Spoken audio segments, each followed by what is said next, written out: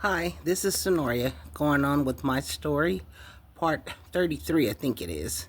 So, the last topic was about molestation and molesters. So, here's a topic that's very similar to it. So, let's get into rape. Rape is basically the same thing as a molester because they're taking something that doesn't belong to them. The difference in a rapist and a molester is the fact that a molester usually preys on people that are younger than them and take advantage of them. The deal with the rapist is a rapist is able to take an adult male or female and rape them and take something again that doesn't belong to them, but in a different way. And I've even known of some situations where women were in relationships with their husbands. They didn't want to have sex, and this man still made them have sex. That's still raping them because you're doing something against a person's will. Now, when I was 17, I had had my first child. A situation that happened, I think I told and shared this in one of my other my stories, but anyway, I had got in the car with a guy, and his car didn't have any handles on it. So that's the first thing I would want to say to any lady or man: be careful when you get into someone's car. Always look and make sure that there's a handle so you can escape. Now they got these they got child-proof locks, so they're able to lock you in that vehicle. So you got to be careful when you jump into someone's car. Make sure you have some kind of way out, or see if you can even lock some windows so you're not even able to let the window down and try to jump out of that. I'm telling you, it's getting real bad out here. So what I want to do is, because again, here's an individual that's taking something that doesn't belong to them, and their mindset is very similar. A molester and a rapist are very similar because they're both, again, are taking something that does not belong to them. The thing that I find with rapists is they just want to take something from you, and they're a lot different than a molester, because a molester is taking advantage of your age, your youth, or your immaturity. A rapist is going to rape you, and he doesn't care about what age you are, what color you are. He just has a fantasy in his world, and he wants to put it off on you. He wants to have his way with you. He wants to make you do it different ways and styles, maybe even do it in your butt. Like, these people have no condition of thought, and when they're taking something from you.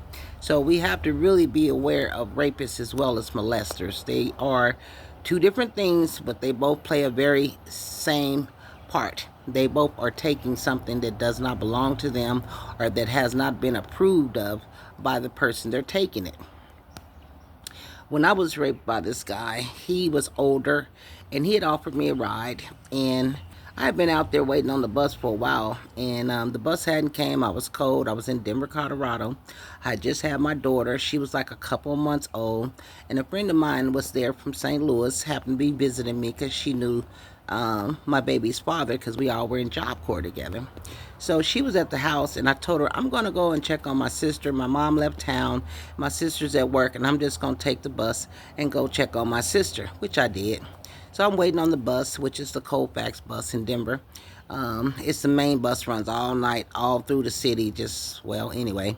So I'm waiting on this bus, and the bus ain't came. I'm freezing cold. This guy, first guy that pulled up, he's got this head-banging pop rocker music going on, white dude. Just head-banging music, just pounding. Yeah, you want a ride? No, motherfucker, I don't want no ride. Thank you. Walk away, because, again, I don't go up to the car. I'm just standing at the bus stop waiting. Here come another one, pulled up, black guy, older guy, looked like somebody could have been my granddaddy. Girl, he was like, hey, you need a ride? I'm going down pretty far. I said, yeah. I'm like, finally I can get somebody to give me a ride. And he looked like me, he was black, so I trusted him. Big mistake. He was the one I should have let go on, because the white boy probably had some head banging music, but I don't think he was going to be doing nothing to me, or would have done anything to me. But I didn't. I based it upon the ethnicity of the person, the music, and the vibe. And so rapists are very cunning as well. So long story short, I get in the car with him. He takes me all the way to where I'm going. And when I told him that building right there, he made a left to go turn at this light. And I said, it's that second building right there.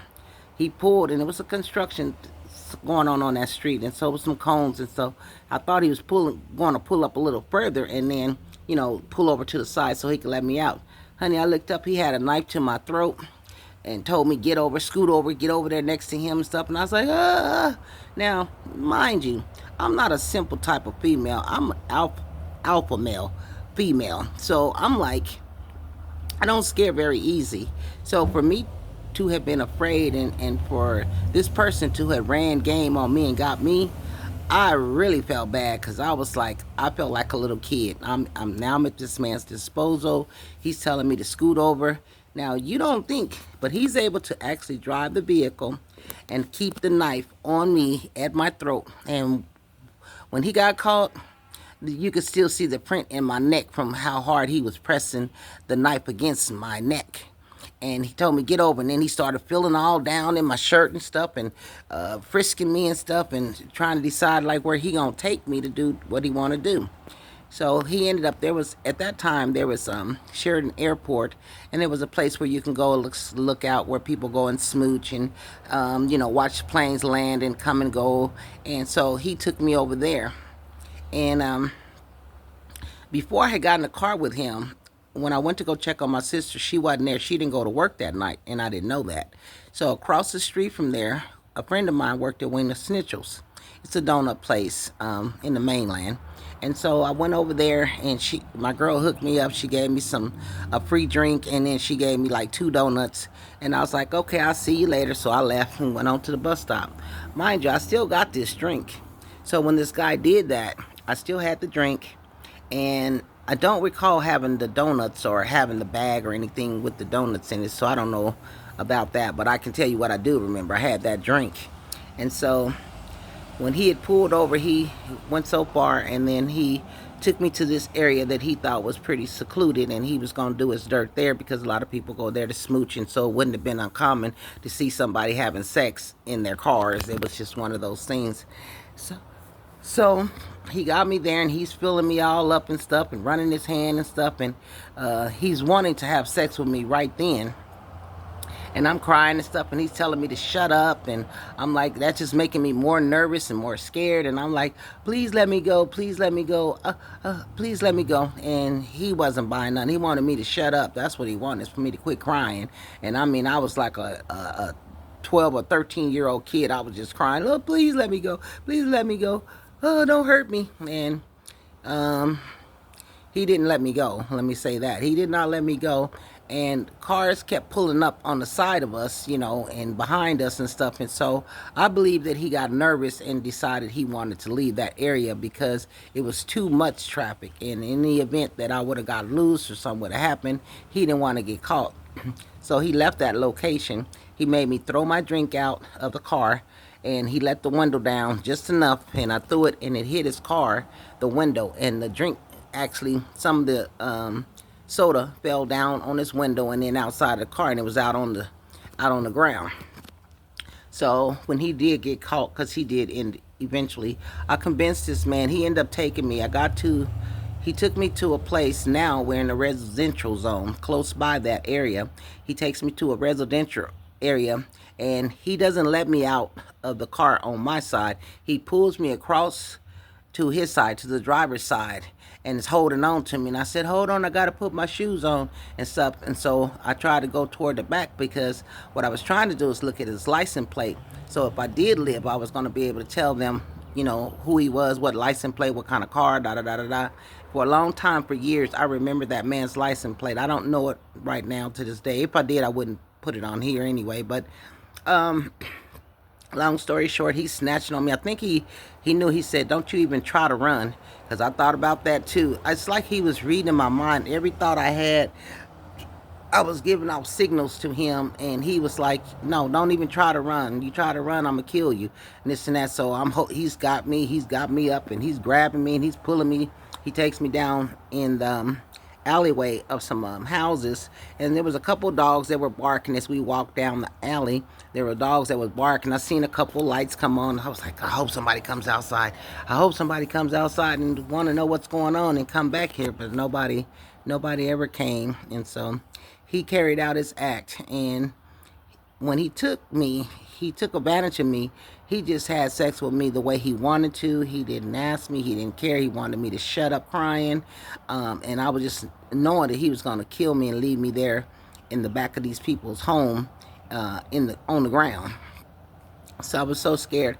And I was trying to figure out something that I could tell him and tell him, listen, I need an older man like you, and I need somebody in my life. I don't have no man, and I just had a baby, and I got my own place and stuff, and you can take me to my house, and it'll be okay. And he's like, you think I'm stupid? I ain't dumb. I said, no, I don't even have a phone. I just moved there. My friend is here. She's from St. Louis. She don't even know who I know. She don't know my friends. I could tell her that you're my boyfriend. She wouldn't know. God's grace. I actually was able to convince this man to take me to my apartment. Now, when we got to the apartment where I stayed at, I stayed up on the second floor, and it was a security building. And when we got there, when we got ready to get out the car, I thought to run, because even if he knew the building, he didn't know what apartment I stayed in. So even then, in my little mind, I'm thinking, yeah, I'm going to get out of this car, and when I get out, I'm going to run. I'm just going to run, because I know the area, I know the neighborhood, I know the streets and alleys and so forth. So I'm thinking I'm going to get away from him. Girl, he had me up on my collar, had that knife again. Let me know if I get there, and if it's anything other than what you telling me, I'm going to kill you and whoever's in that house.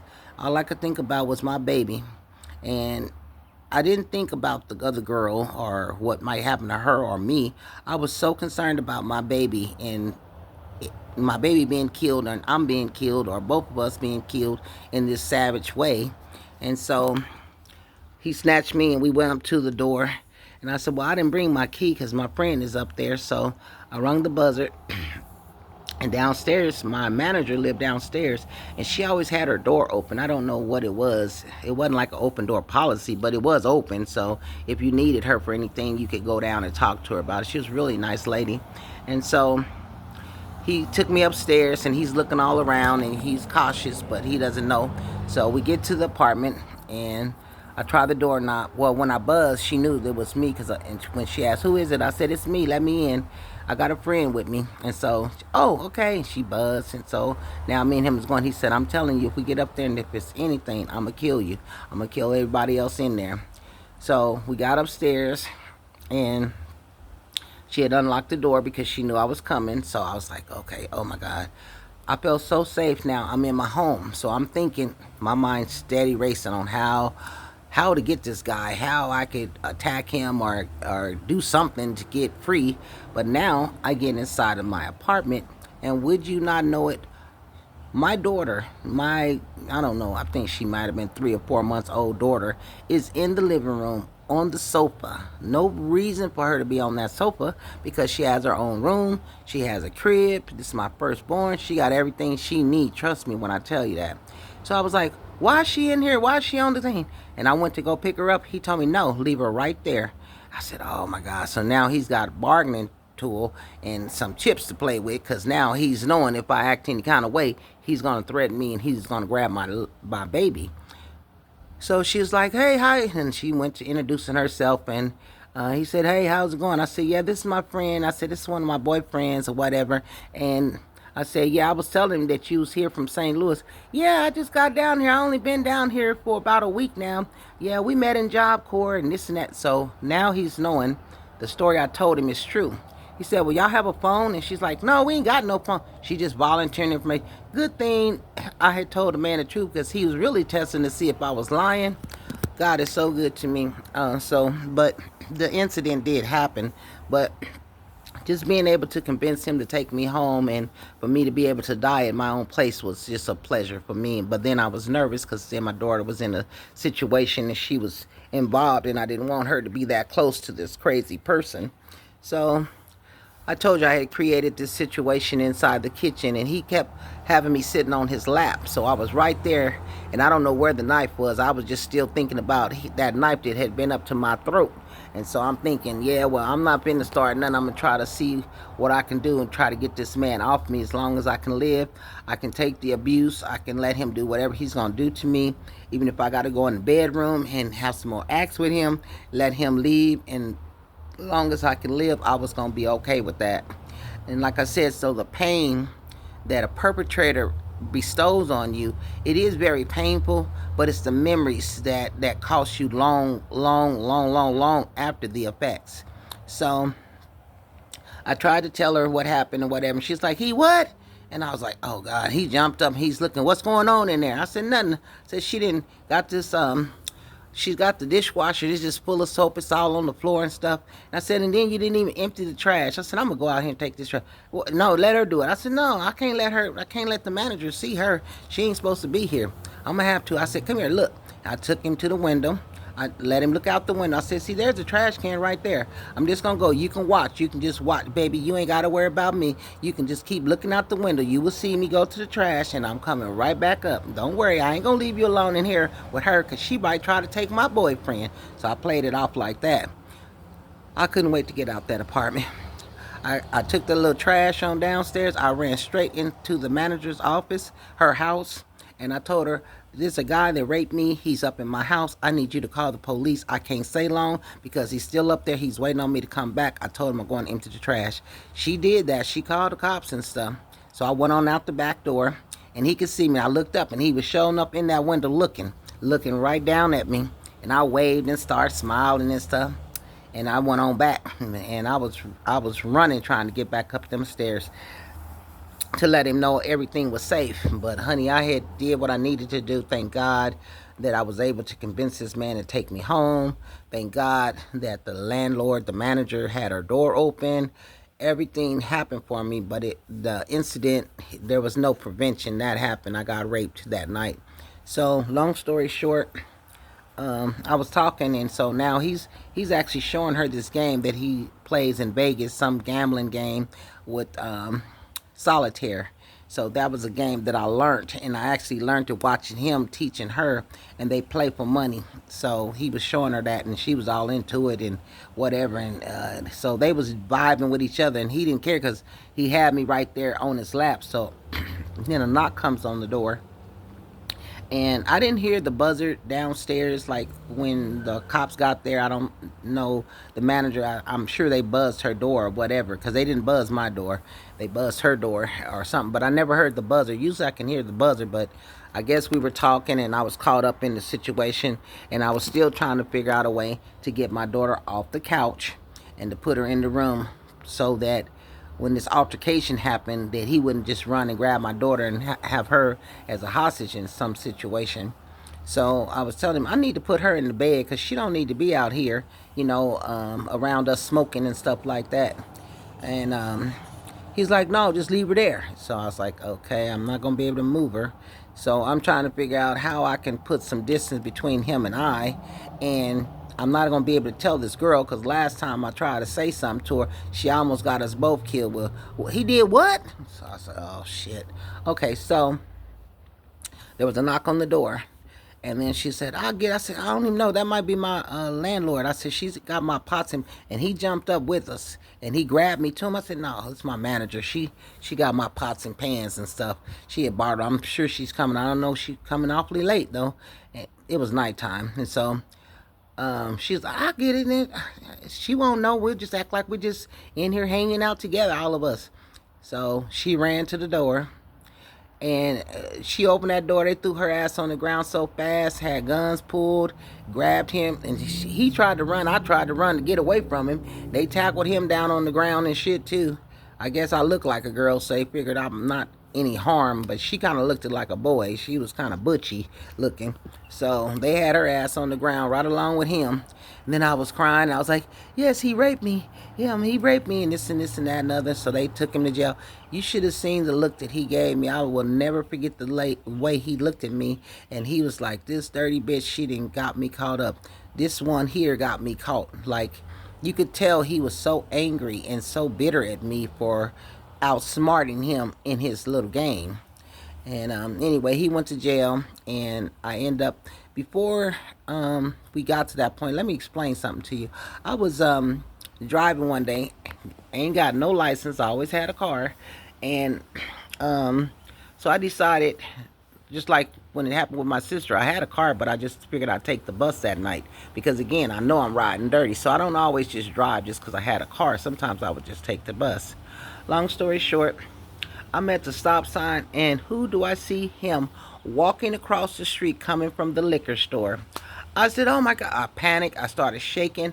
I didn't know what to do. The cars is blowing behind me because now the light didn't change, and I'm just looking at him, and he walked right in front of my car. You should have seen me smashed on the. I'm surprised I didn't wreck or run into nobody or nothing.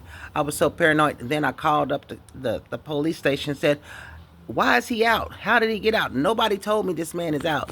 Well, we've been watching your house. We got police patrolling your house every hour. I said, that ain't enough.